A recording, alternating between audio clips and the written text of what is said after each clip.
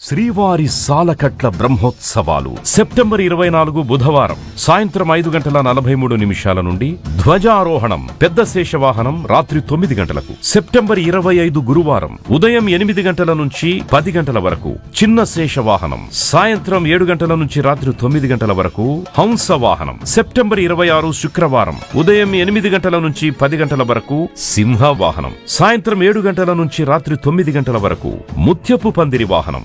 September 27వ తేదీ శనివారం ఉదయం 8 గంటల నుంచి 10 గంటల వరకు కల్పవృక్ష వాహనం, సాయంత్రం 7 గంటల నుంచి రాత్రి 9 గంటల వరకు సర్వభూపాల వాహనం. సెప్టెంబర్ 28 ఆదివారం ఉదయం 8 గంటల నుంచి 10 గంటల వరకు మోహిని అవతారం, సాయంత్రం 6:30 గరుడ వాహనం.